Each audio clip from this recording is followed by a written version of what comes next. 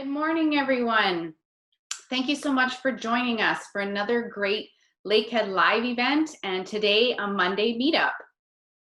My name is Sarah Melvin and I'm the International Student Services Coordinator in the International Office at Lakehead University.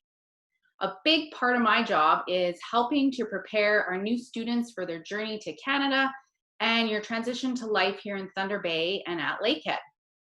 Today, we're going to be discussing housing options for Thunder Bay. A big part of your planning process is deciding where you're going to live during your time here at Lakehead. So we want to make sure you're well informed about your options. We realize currently that there are many travel restrictions in place due to the pandemic, and so it may not allow a lot of students to travel yet.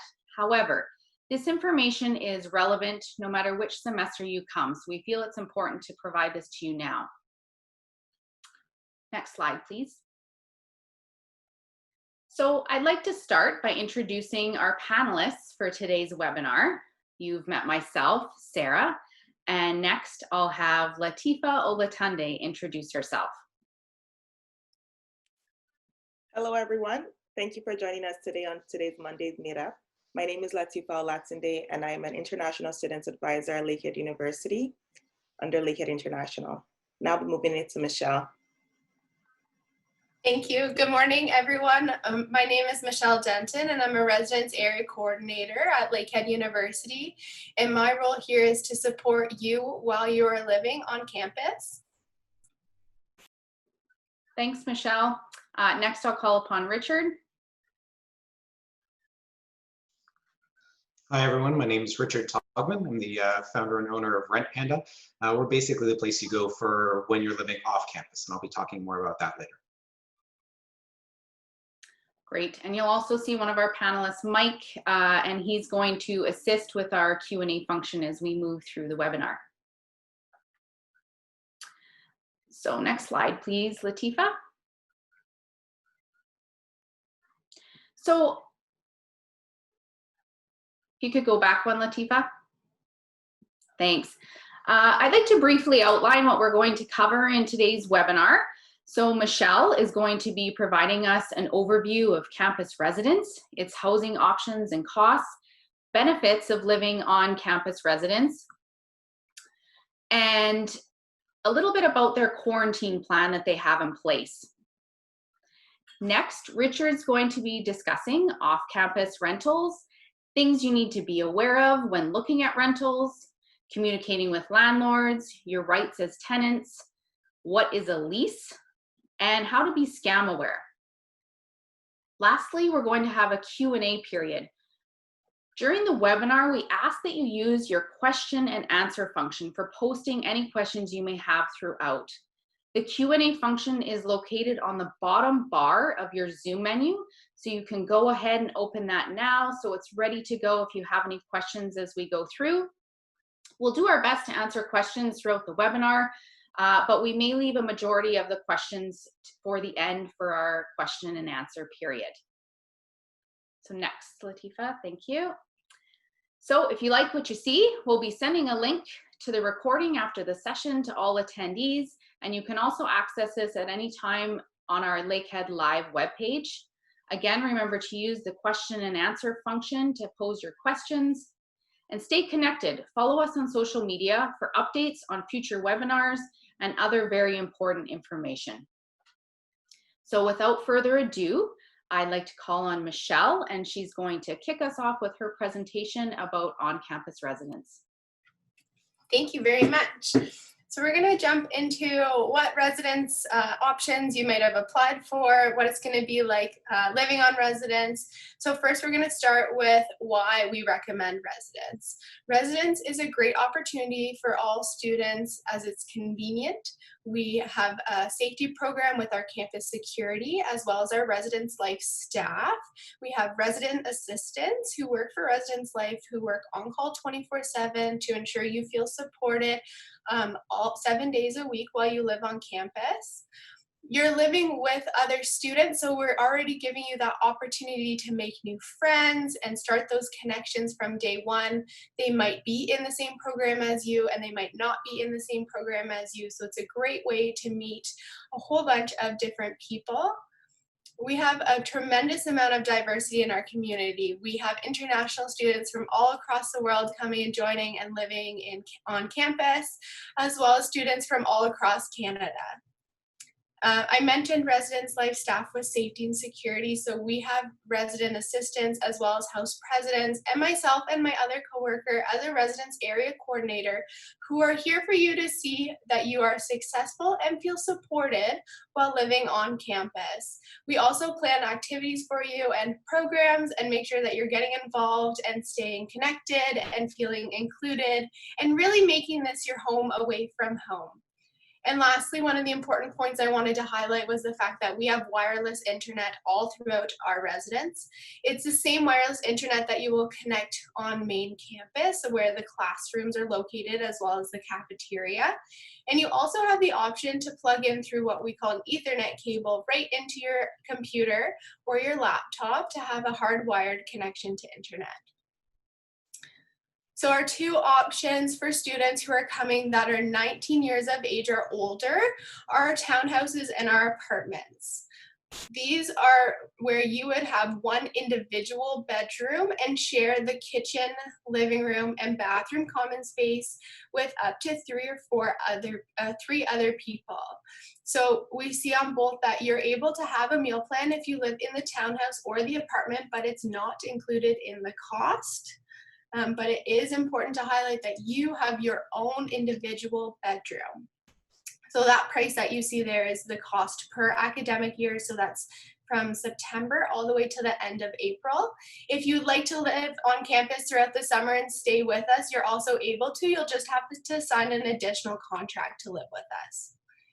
On the next slide, we have, you actually can see these options. So the photo on the left where it says the Red Rock House, those are our townhouse units. So that's where you would share one of the two floored buildings. So the main floor would be your common spaces with bedrooms up top with your roommates, so the three other people. And then on the right is that 3-floored building. So you would have one unit in that building for your apartment. And then on the bottom is our res halls single room. So we're gonna actually take a look at, if you're not above 19 years old and you're gonna live in our res halls, what that will look like for you. So if we take a look at that is, so we have our two options. So if you're coming in the fall, or you're coming in September or August and you're not 19 years or older and you've opted into our residence halls, you might be in a basic single or a single. The difference is room size. We provide the same amenities for all students living in res halls. A meal plan is already added onto that cost. So the cost that you're paying at the bottom of your screen includes your living and your accommodations, as well as your food for the entire academic year from August when you move in, all the way until April. We do have common shared washrooms, so there are male and female washrooms on each floor of your house. However, it is your individual bedroom, so you're not sharing your personal bedroom with anyone else. It is an individual room. And on the next slide, this is that pre-arrival information. So we have some new information that I'm excited to talk about quarantine requirements, regulations of quarantine, and really how residents can support you with your early arrival and those 14 days period where you're not able to leave your unit. And we're going to ensure that you're still feeling supported, you're still feeling welcomed, and you're still getting the food delivered right to your door so you can have the opportunity to eat as well. So let's start in with the move-in date and early arrival form on the next slide. So our move-in date for internationals is Monday, August 24th and onward. So this is earlier than our original advertised move-in date on our website of September 3rd, because we want to ensure you're arriving early to be able to quarantine so that you can participate in our activities once the academic year starts. Students, you're able to move in Monday through Friday. And you're just gonna have to let us know through an early request form early arrival form what time you're coming, so we can ensure that if you're arriving outside of our Bartley front hours, that we have keys ready for you and you're able to move into your room. It's really important for us to know when you're coming, which is why we're going to go through on the next slide the steps for the form for you to highlight and indicate what day you're arriving and what time. Through your My Info on the Lakehead website, you're able to click your student tab and you'll find an option under resident services that says on-campus residence box. Once you click that, you'll see the fall arrival request form. There is one specific for the Thunder Bay campus, so please make sure you're clicking that one for our Thunder Bay campus. And this early arrival request form is where you're going to tell us what day and what time you're arriving so we can ensure our residence life team has your keys ready for your unit, as well as our residence life team are ready to support you to ensure you're getting the food delivered to your unit as you're not able to leave for the 14-day quarantine. If we take a look on the next slide, this talks a little bit more about our quarantine. So this is highlighting all of our important points we'd like to make sure that you're aware of before arriving. So it is a 14-day isolation period as recommended by our Canadian government, and we will be providing you a unit to do this quarantine. Some of you might be looking at living in a res hall for the school year or an apartment, and we are going to be placing all quarantine students in a townhouse. You will be placed with students who are arriving on the same day, and then once the 14 quarantine is up and there are no signs and symptoms of COVID-19, you will be able to then relocate and move to your permanent unit for the academic year. Residents will be communicating with you the entire time you're staying in those units, so we make sure any questions you might have are getting answered. The food delivery through our Airmark food provider is being delivered to you from our resident services team, and if you are feeling ill, what the next steps are, how we can support you. This highlights some of those points I just mentioned, that you aren't able to leave your unit for the 14 days. This is very important to ensure the safety of all of our students, as well as yourself while living on residence and in the Thunder Bay community. If you are on a meal plan, we will be able to deliver the meal plan once it has started. For all students, if you're arriving early, and we are requesting you to arrive early to start that quarantine, Airmark, our food service provider, has opted into an option for you to purchase groceries through their website, and they will be delivered right to your door. This information will be provided on a piece of paper in your unit when you arrive, and resident services and residence life will also ensure that you are aware of how to utilize this service. Our resident assistant will be reaching out to you while you are in your 14-day isolation period. So if you have any questions, please don't hesitate to ask. We would love to support you. We want to make sure you feel supported and you don't feel alone while under the 14-day isolation period. And then once that period is up, we will help move you over to your next room and give you those next steps. And lastly, if you are feeling ill, these are just some steps that we have to show we are here to support you. If you do have any signs and symptoms of feeling sick while you're in the quarantine, you're able to contact us remotely via phone or email. There is your resident assistant's phone number and email provided for you. We will help you out with the next steps on how to contact the Thunder Bay District Health Unit and what steps to follow, and we will support you during the entire time of feeling ill.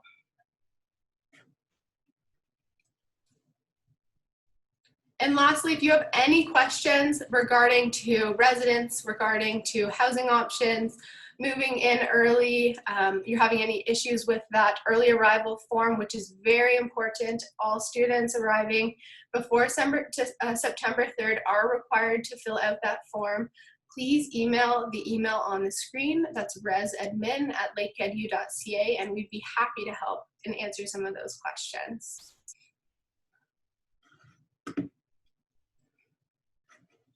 And I think that might be it for my section. Thanks, Michelle. That was wonderful. It's great to get all the information in one place and be able to answer all of our students' questions so that they're fully aware of what's happening with residents. We did have a couple questions come in that maybe I'll pose to you right now. One student was inquiring if travel restrictions lift or if things change and they're able to travel. And this happens sort of halfway through the semester. So let's say October, November. Is there an opportunity to move into residence halfway through the semester? You know, do you know that answer at this point? Yeah, you will be able to, if you've already applied for residence and you're not able to move in August, but you're able to move in at a later date, and you email that email resadmin@lakeheadu.ca, we can ensure that that room is ready in the middle of the semester, so October, November. If you already know you're not going to be arriving until January and you can confirm that, please email the email on the screen, the resadmin email, and we will also have your room saved for January. We can then just alter the cost for you on your account. Great, thanks. Another question that came in, they wanted to know if the cost was per person, which it is. And then the next half of the question was, they were 18 years old and they're wanting to know if they could still have the option of an apartment or townhouse if it's available for first-year students. You can live in an apartment and townhouse if you're whatever age. We do suggest that you live in a res hall, as our residence life supports are focused on those first years, those students who are under 18 for our residence programming. You will still get supported through residence services and residence life in an apartment or townhouse. So if you would rather that option, you are welcome to do so.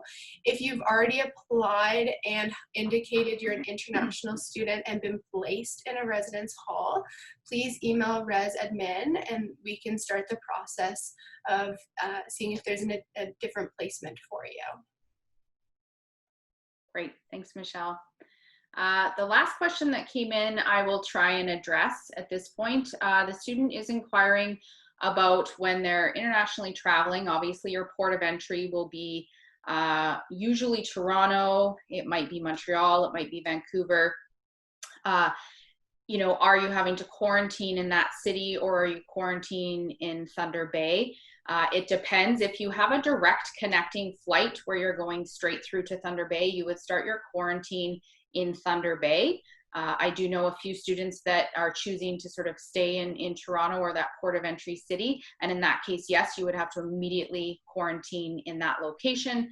But if you have that direct flight coming through, then you would quarantine once you arrive in Thunder Bay.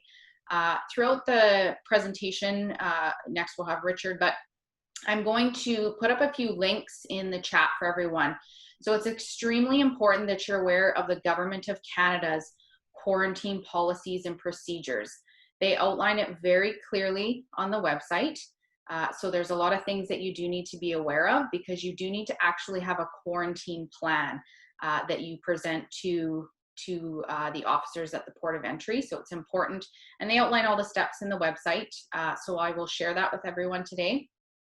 The other thing to be aware of is Lakehead University International also developed a quarantine commitment plan, and that's on our website. I'll include that link. It provides you with a lot of the links to this information, so it's kind of a nice one-stop shop for you to go to. And then there's a simple form that you have to fill out for us as well, just so we're aware of your plans and that will allow us to support you when you arrive. So hopefully I've answered that question for you. So thanks again, Michelle. Thanks, Sarah. So next, I'm going to call on Richard Togman. As Richard said, he's the founder and Panda boss for Rent Panda, which is a rental listing agency through Thunder Bay, but I believe they have other offices as well now. And so we're delighted to have Richard here. They're a fantastic company, and it's great because Rent Panda vets their rentals so that when you're looking at them, you know that it's a legitimate rental, which is one thing that us referring students to is fantastic. And so we're excited to have you here, Richard. So I'll pass it off to you. Great, thanks so much. Yeah, well, it's exciting to be able to be here and speak with you all about this. I know it's something that a lot of people struggle with in general, both students and kind of, regular citizens of Thunder Bay, is how to find a really good apartment. And that challenge is really compounded when you're coming from abroad, right? You're not familiar with the city, you don't know where the good neighborhoods are. Sometimes you can't see places in person. And so it's really important to have a trusted digital resource that you can use to make sure that you know how to find a good home safely. And being how we're all kind of in COVID lockdown here, I'm in my little office cabin here away from our main offices, but being in a web-based business, but with an on-the-ground presence in the city, we'll be able to mediate a lot of that searching to make sure that you guys find a good place to live. So first off, just to explain a little bit more. So Rent Panda was actually started here in Thunder Bay a few years back as a local listing platform. So when you're going around, saying, okay, maybe I've spent my first year on campus, maybe you're looking to go straight into a regular house or off-campus living, how do you actually go about finding that? So there's a couple ways in Thunder Bay. There's a website, Kijiji, if you're familiar with it. There's the Lakehead off-campus housing website, and there's Facebook. And those are the three other places you can go outside of Rent Panda if you're looking to find a place. Now, there's some downsides to those, so just want you to be aware of them, that we're not the only place in town that provides you a way to connect with landlords to find a good rental home. But none of those platforms are really mediated or have that local presence that's actually checking up on the housing. So if you're going on to those places, I'll talk about a little bit more at the end, how to avoid scams. Scams is essentially when, people ask you for money and the house doesn't exist, or, they give you a picture of a beautiful room and actually you're living, in a wet basement. There's a lot of ways that people unfortunately try to cheat people, especially international students coming into town, because they know they're more vulnerable. So I'll talk a lot about scam avoidance at the end. So at the beginning, I just want to talk about generally how you can go about making sure you get a great place to live, no matter where you're searching. So the first thing that you should really be aware of is that looking for a place to live is almost like looking for a job, right? You're kind of going, especially when you're going off campus, on campus you have amazing options that the university provides for you. And it's kind of, they've got you covered. They're going to welcome you with open arms. As soon as you go off campus, you're in the private market. So it's lots of random landlords that some of them are really big apartment companies and they're very professional and it's their full-time business. A lot of it is just regular people who are renting a basement apartment. They own a second property that they rent. And while they can be professional in their the way they handle that, it's not their full-time job and it's not their normal day-to-day business. So what you have to do to make sure that you get your foot in the door and that you get the apartment that you want is to really sell yourself, right? Treat it like a job interview, explain yourself well. So that starts right from the first message, right? You look at an ad online, you see really nice pictures, it's in the neighborhood you like. Right from there, you want to present the best face forward. So talk about yourself right from the first message. Say, hi, my name is Richard. I'm coming to Lakehead University in the fall. I'm going to be in an engineering program. I'm going to have a part-time job as soon as I get to town. Really make yourself stand out as a great tenant. And for landlords, they're looking for, where you're going to school. Is your program a serious program? Are you going to be working? All those kinds of things that they're probably going to be asking you. You want to provide them that information right at the beginning. And that way you can jump to the top of the line, right? If you have, imagine you're a landlord and you have 10 different people that want to rent your apartment. Well, how are you going to choose between the 10? The first thing that you do is say, okay, what's the information I need? Are they working? Are they going to university? What program they're in? Have they lived by themselves before? Are they familiar with, the rental situation in Canada? If you give them that information up front, you immediately jump to the top of the list. Things to really avoid doing is bad one-word answers, right? Never write interested or ask, is this still available? If it's online, it's probably still available. And if it's not available, then they're not going to get back to you anyway. So don't kind of give those bad, questions or just telling them they're interested. You really need to sell yourself. Like if you were applying for a job, you would never go into the job and be like, hey, is there a job here? Right? You'd see the sign being advertised for a job. You'd go in, you'd have your resume, you'd be dressed nicely, you'd prepare yourself. So do the same thing when you're looking for an apartment. Dress well, come with all of your roommates if you're going with roommates, and really educate yourself on what you're getting yourself into.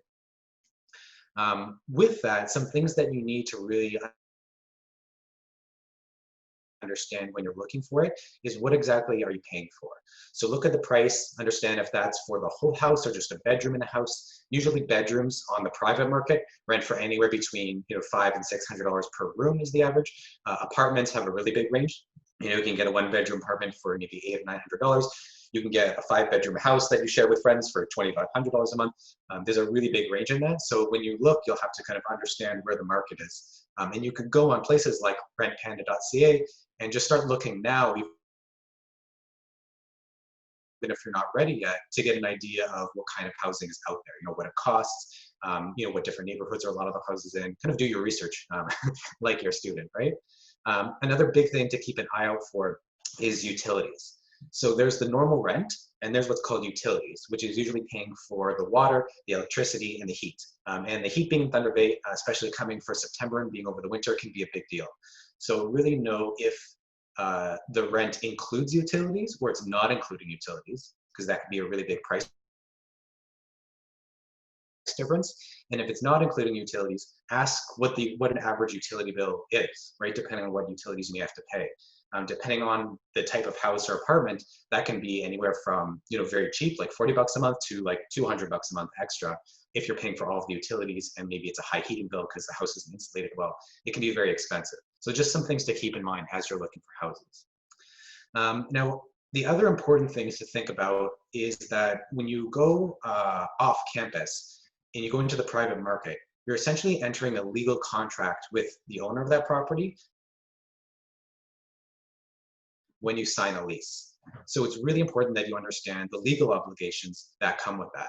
So for example, if you sign a lease for a year and you're not going to be there for a year, you're potentially on the hook for paying for a whole year's worth of rent, right? So really kind of think through what's the contract that you're going into. If you only need an 8-month lease, if you want a 1-year lease, if you want to go just month to month, pay 1 month at a time, all those options are generally out there, and you may need to find the right fit for you.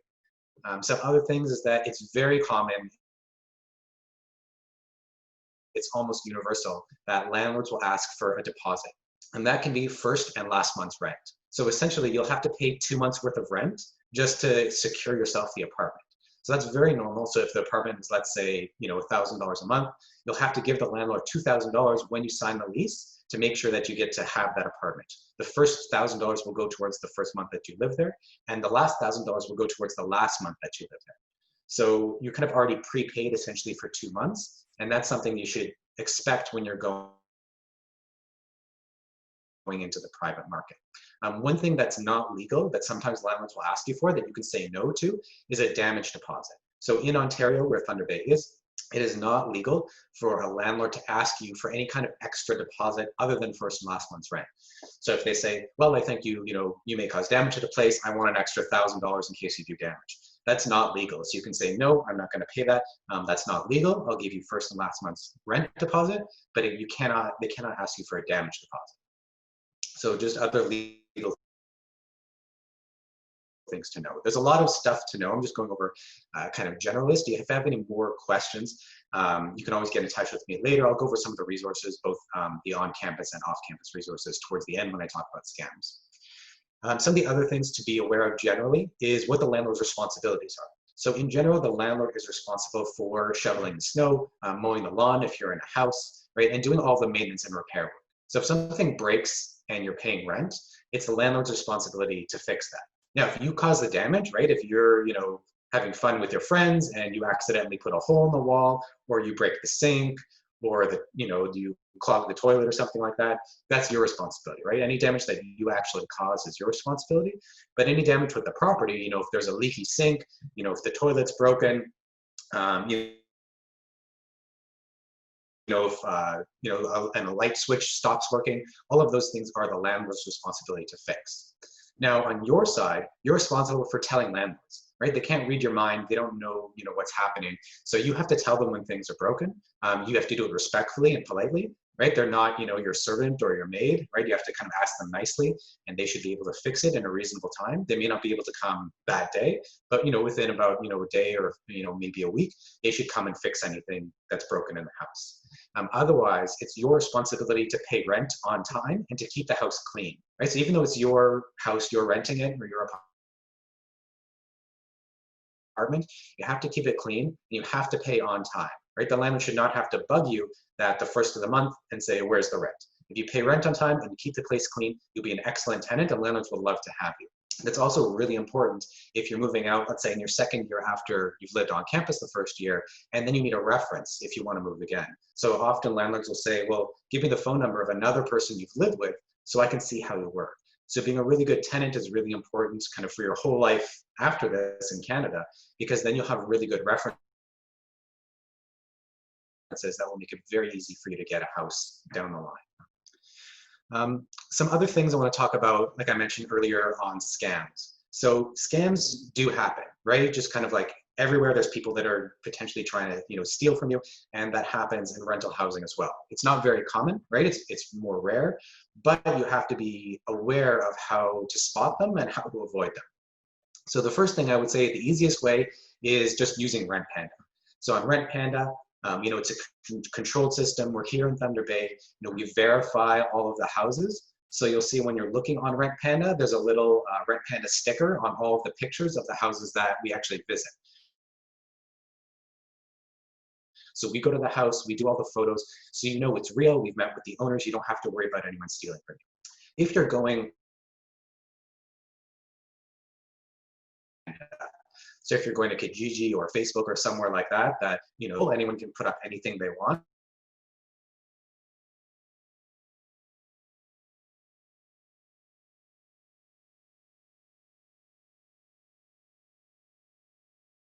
Friend or have someone in the same program as you, just go and visit the house that you're interested in to make sure that it's real, to meet with the owners, to talk with them, and to know that it's a real place, right? That alone, having real physical meeting with someone, basically eliminates almost all of the scams. Everything else is very marginal. The biggest thing is that you want to avoid is someone putting up some pretty pictures saying, just send me first and last month rent, and then I'll show it to you when you get here. That can be a warning sign, right? Sometimes it's legitimate, but there's no way to really tell if they're just putting up a picture that they took off the internet and it's not really the house that they own, or it's even a house for rent.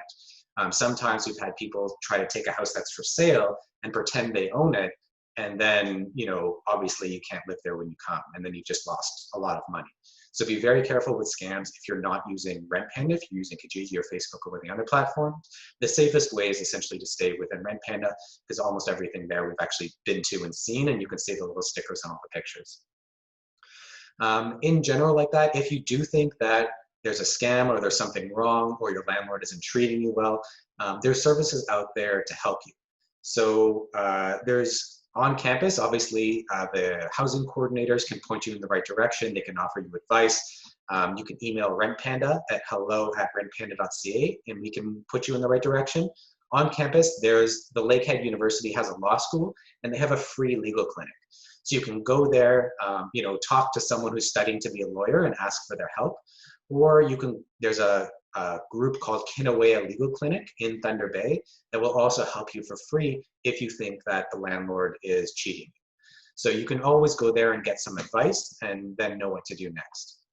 In general though, if you're a good tenant, you've presented yourself well, you've told the tenants right from the beginning what program you're in, if you're working or not, how many people you're going to be living with, all those kinds of things.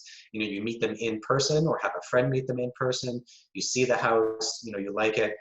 That can be, you can have a really good experience. There's really a lot to benefit from once you do move off campus, to be a part of the city and to have that feeling of, being close to the restaurants, being close to, where the activity is, being close to the life of Thunder Bay. And that can be really, a really rewarding experience. So just kind of come prepared, do your homework. The last couple of things I'll say is that sometimes that there can be problems with international students in different cultural expectations around, smells or especially around how many people are living in a house.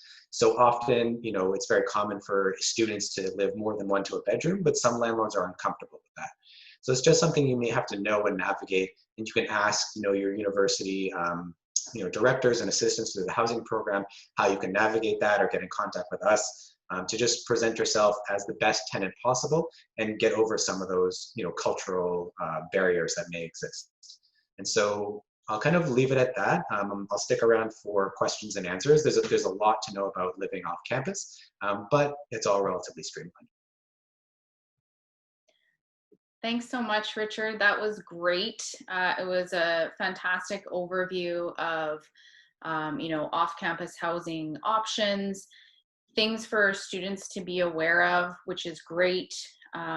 You covered sort of the places that our students can turn to for if they do end up having trouble with when they're in a rental and let's say they have issues with landlords, who they can go to.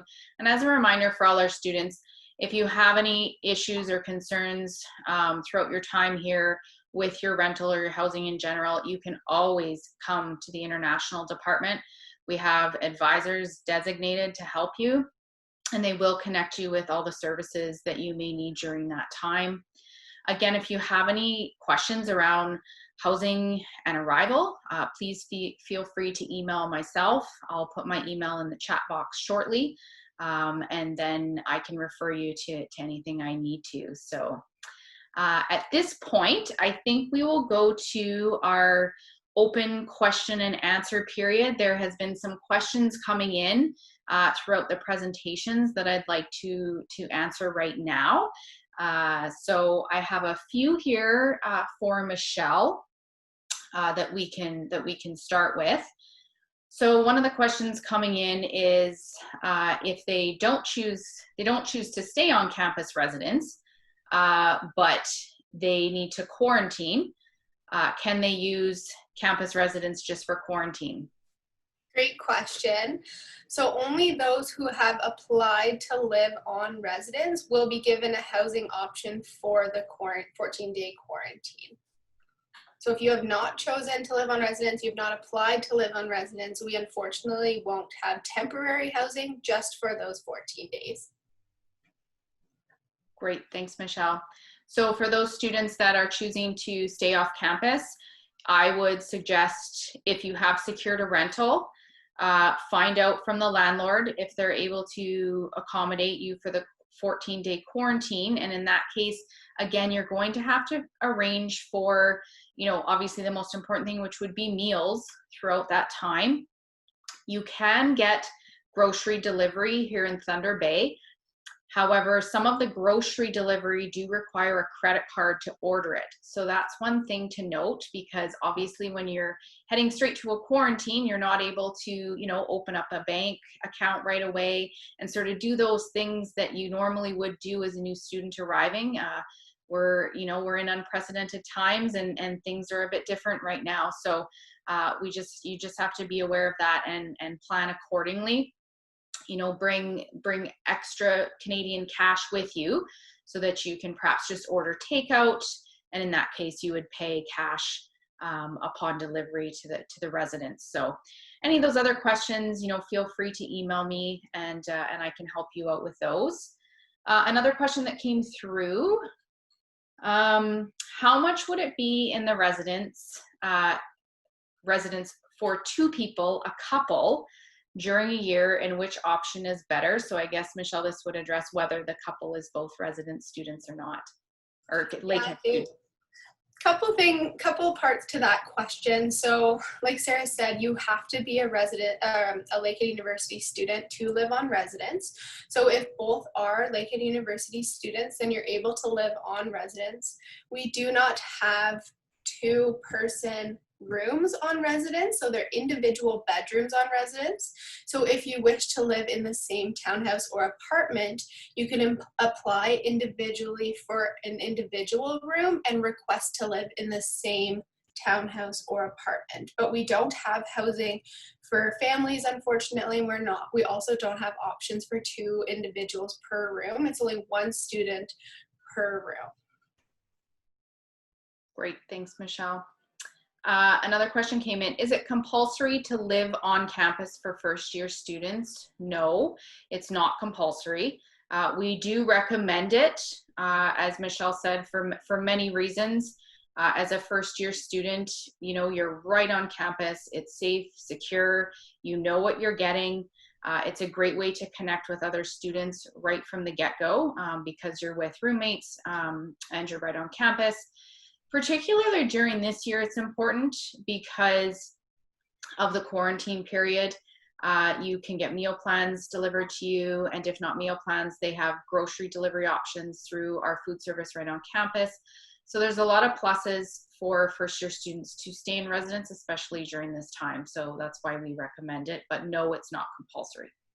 And Richard also mentioned if you sign on for a lease, you are required to still pay for the duration of that lease. So if you apply to live and move in off campus to a house in August and you are not able to enter Canada until November, you're still required to pay for that time.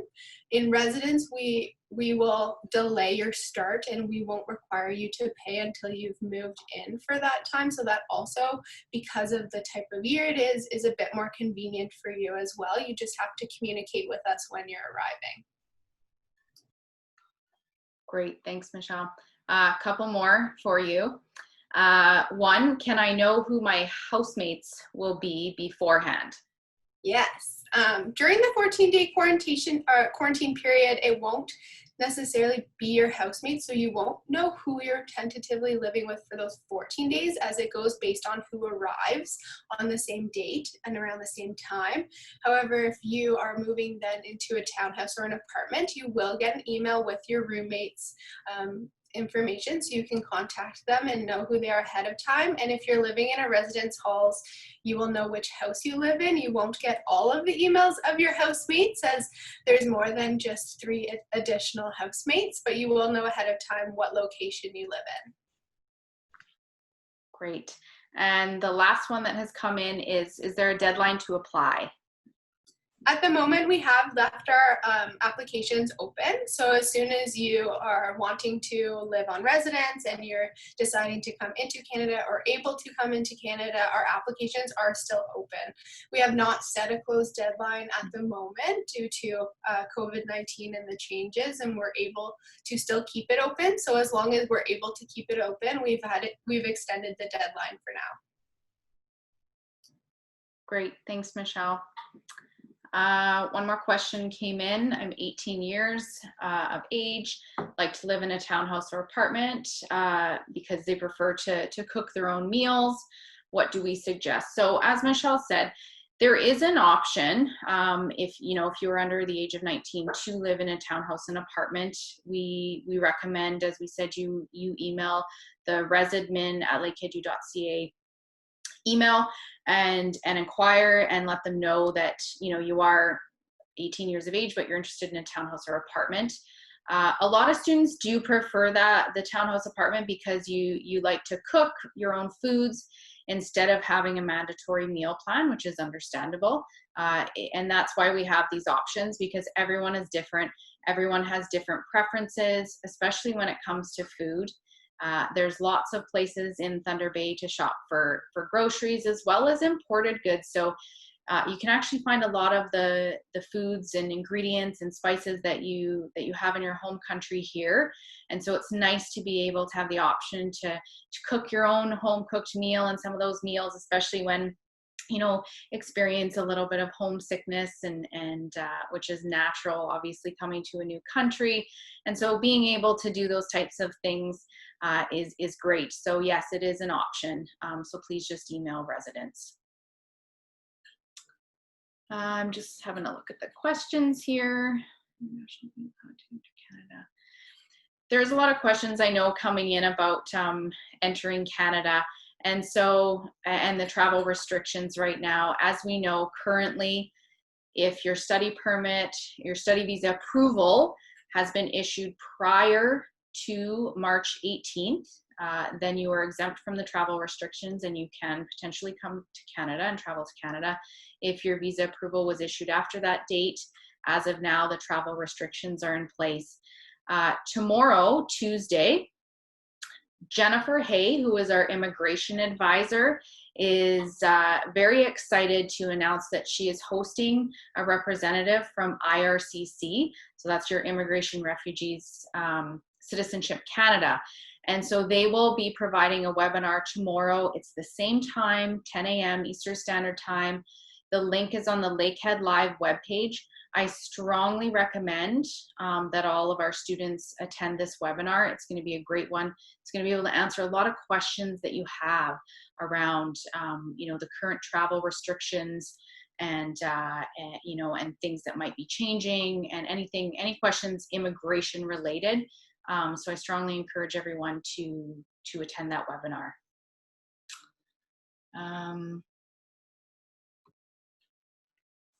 So if you haven't yet applied for your study permit and visa, we still very strongly encourage you to apply for it, and reference the IRCC website, because even if you are not in Canada studying and you're studying online, if you have received your approval, then, you know, though any time that you're putting in for the fall will count towards your postgraduate work permit, which I know is a concern for many students. So again, a very good reason to attend the webinar tomorrow.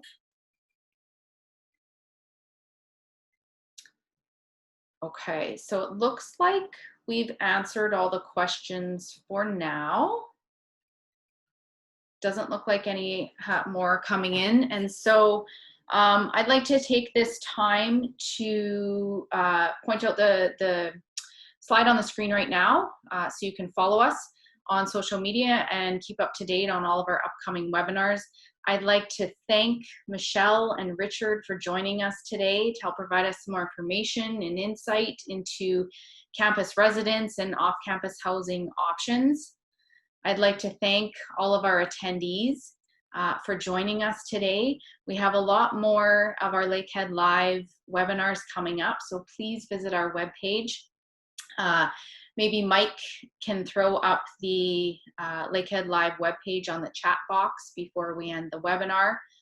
It's a great way to see what's coming up for webinars, and then you can register for them, as well as you can view all the archived webinars here. So if you missed some of today's, or you're looking back and went, geez, I wish I had attended that webinar, well, you can still view them on the Lakehead Live webpage.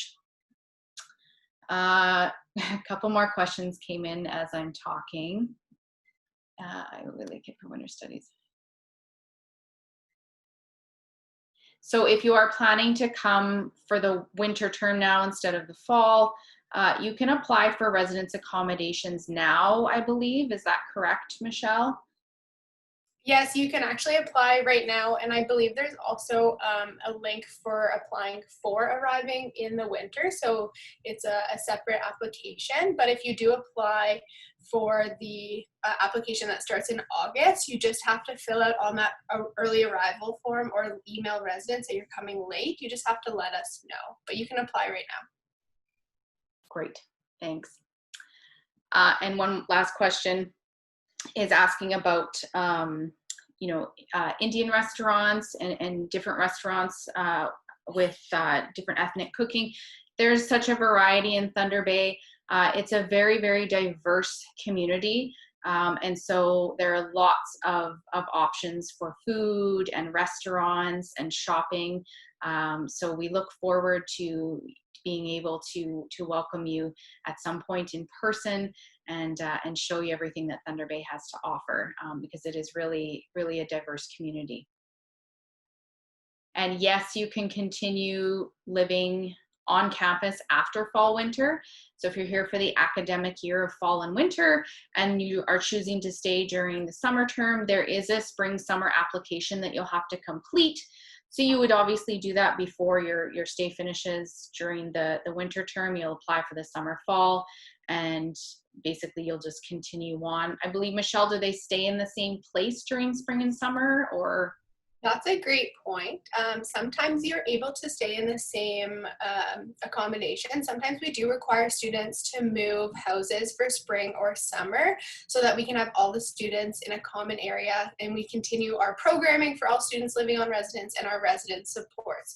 So you don't have to be enrolled in a class for spring, summer, but you have to be continuing as a Lakehead student in the fall to stay for the spring, summer. Great. Thanks, Michelle. Okay, so that's about it for today's webinar. Thank you everyone for joining us. And again, we've listed a lot of great contacts in the chat. So feel free to visit those, reach out, don't hesitate to reach out. We're here to help you. You know, we understand that our students have a lot of questions going on right now, so please don't hesitate to reach out. Yes, this is recorded, so you will have access to the recording so that you can view it at your leisure. One last question, spring summer residence free? No, it's not. There is fees for the spring summer, and it's all on the webpage, so you can view that there at your convenience. So thank you again, everyone, and we look forward to seeing you at some of our upcoming webinars. Bye for now.